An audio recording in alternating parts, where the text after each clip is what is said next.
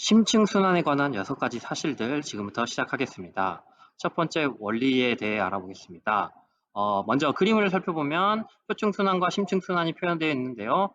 표층순환의 경우에는 바다 표면에서 수평으로 순환하는 것을 얘기하고요. 표층순환은 또한 바람에 의해 만들어진다.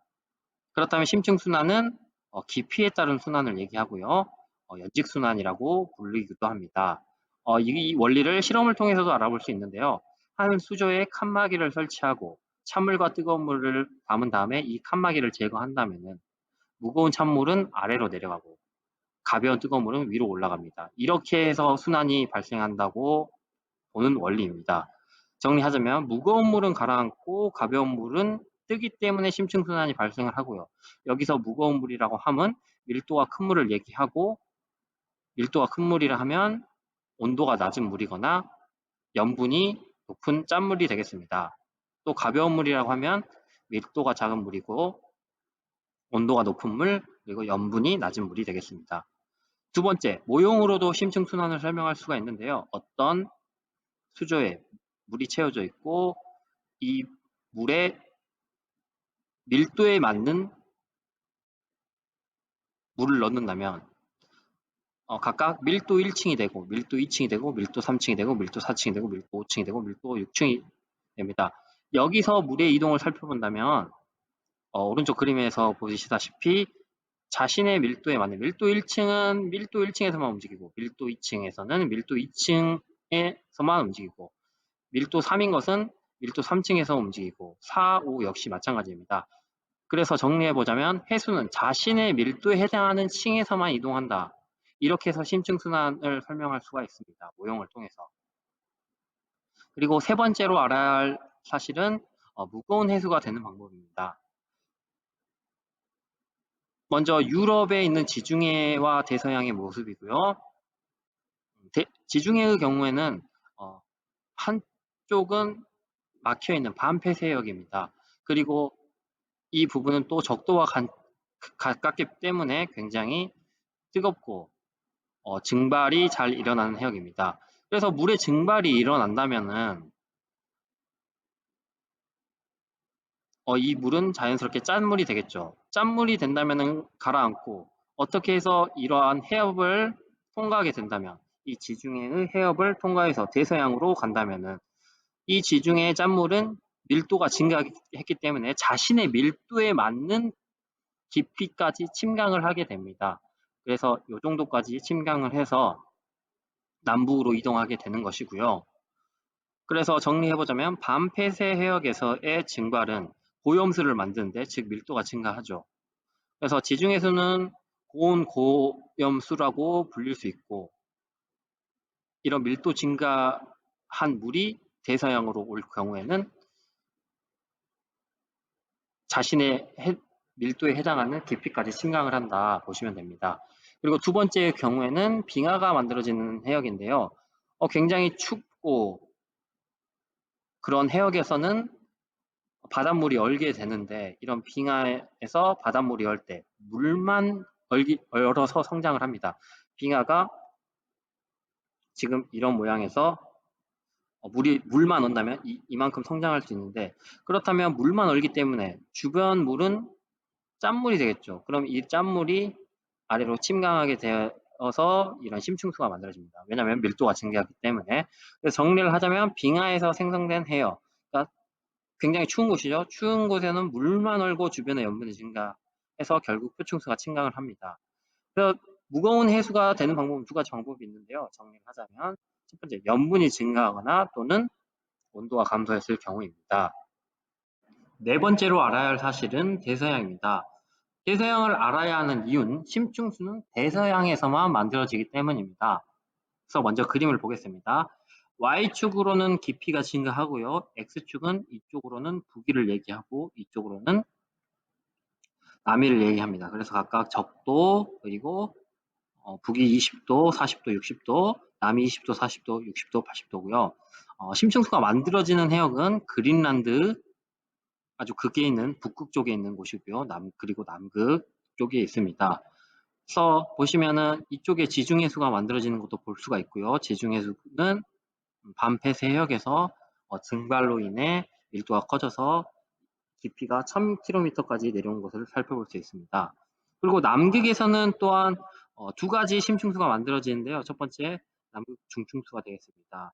얘도 이제 춥기 때문에 이렇게 가라앉아서 오고요. 그 깊이는 1000m가 되겠습니다. 그렇다는 얘기는 지중 해수와 남극 중층수의 밀도가 비슷하다는 얘기가 되겠습니다. 그리고 남극에서 또 하나 만들어진 거는 남극 저층수고요. 굉장히 온도가 낮고 그렇기 때문에 이렇게 침강할 수가 있습니다. 그래서 그 깊이는 거의 5000m가 되겠고요. 그리고 그린란드에서도 북극의 추운 그런 환경에 의해서 북대서양 심층수가 이렇게 만들어집니다. 그 범위는 1000 이상부터 4000까지에 해당을 합니다.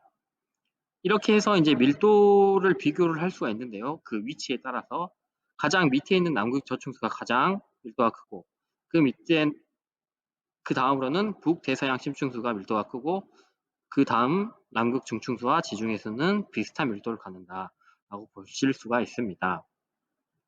그리고 다섯 번째로 알아야 할 사실은 TS도인데요. 이것도 해수의 성질에서 한번 다뤘던 내용인데요. 먼저 이렇게 그린란드에서 북대서양 심층수 그리고 남극 주변에서 남극 중층수와 남극 저층수 이렇게 있다면은 이 남위 10도 해수의 밀도를 분석을 해볼게요. 이 범위가 되겠죠. 이 범위의 해수 깊이에 따른 밀도를 TS도에 표현을 하면은 이러한 경향성을 가진 해수가 발견이 됩니다. 그래서 TS도 X축은 온도이고 Y축은 염분이 되겠습니다. 그리고 그 범위를 살펴보면 온도 범위는 20도에서 0도까지 척도, 이 정도 척도를 갖고요. 그에 비해 염분은 34 PSU에서 36 PSU이기 때문에 이 정도고 얘는 20 정도이기 때문에 밀도에는 온도에 더 큰 영향을 받는다는 사실도 알 수가 있고요.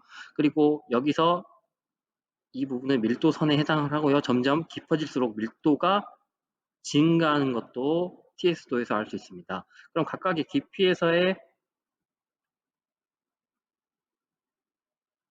심층수를 살펴보면 일단 아까도 봤다시피 여기서 1000km가 1000m가 남극 중층수에 해당하기 때문에 이 부분이 남극 중층수가 되겠고요. 그리고 요 범위 북대서양 심층수의 경우에는 1000에서 4000 정도. 그래서 이 부분이 북대서양 심층수가 되고 그리고 가장 밑에 5000km 이하에는 남극 저층수가 존재하기 때문에 이 부분이 남극 저층수가 되겠습니다. 지층의 해수는 또 여기쯤에 존재하기 때문에 이 TS도에 표현을 한다면 얘는 짠물이기 때문에 온도는 높지만 짠물이기 때문에 여기다가도 표시할 수 있다는 거 알아두시면 좋을 것 같고요. 그래서 TS도를 통해서 우리가 알 수 있는 사실은 각 심층수의 물리량을 알 수가 있고요. 남극 저층수는 이 여기 밀도 요 정도에 해당하기 때문에 저온수 그리고 지중해수는 고염수라는 것 확인할 수 있습니다. 그리고 깊이에 따른 밀도 증가의 원인을 판단할 수 있는데요. 150에서 80m까지 밀도가 증가하죠. 그 증가 원인은 온도 때문이다. 온도가 낮아지기 때문에 밀도가 증가하고 그리고 80에서 2000km 사이에는 온도는 일정하지만은 염분이 증가하기 때문에 밀도가 증가한다는 것 이렇게 TS도를 통해 두 가지 사실을 알 수가 있습니다. 마지막 여섯 번째로 알아야 될 사실은 전 세계 해수의 순환이 되겠습니다. 먼저 그림을 살펴보면 주황색은 표층수에 해당하고 파란색은 심층수에 해당을 합니다. 적도에서 뜨거워진 물이 열 에너지 균형을 맞추기 위해 이렇게 고위도로 상승을 합니다. 고위도로 상승해서 여기서부터는 이제 또 온도가 추워지기 때문에 그리고 추운 온도를 균형을 맞춰주기 위해 침강을 해서 이렇게 여기서도 침강을 합니다. 그래서 이렇게 내려와서 전 세계를 여행을 하는데요. 비유를 하자면 컨베이어 벨트가 움직이듯이 이렇게 해수가 전 세계를 순환하면서 표층수가 됐다, 심층수가 됐다 해서 온도의 균형을 맞춥니다. 그리고 또 이 그림에서 또 중요하게 볼 부분은 침강해역이 되겠습니다. 각각 북반구에서는 라브라도 해, 노르웨이 해, 그리고 남극에서는 웨델 해가 되겠고요. 중요한 점은 태평양에서는 침강해역이 없다는 것입니다. 그래서 상승해역만 존재하고 인도양과 태평양 경우에는 상승을 하는 해역이다. 심층수가 상승한다. 이런 심층수가 표층수가 됨에 따라서 심층의 풍부한 연종산소 및 영양염료를 표층으로 이동시켜서 생물이 잘 살 수 있게 하고요. 그리고 처음에 설명했다시피 에너지의 균형을 통해 이동시켜서 적도의 과행 에너지를 고위도로 이동시켜 온도 균형을 맞춘다. 그리고 전체 해수의 순환을 통해서 에너지 균형을 이룬다는 것입니다. 또 마지막으로 알아야 할 부분은 지구온난화 현상인데요. 지구온난화 현상은 이 순환을 멈추게 합니다. 이 순환을 멈추게 할 경우는 열 에너지의 불균형이 해소가 안 되기 때문에 적도지방은 한없이 뜨거워지고 이쪽은 이 극지방은 한없이 또 추워지기 때문에 그렇게 되면 이런 영양염료나 영존산소량도 표층으로 이동할 수 없기 때문에 해양 생물이 살아가는데 어려움을 미치게 됩니다.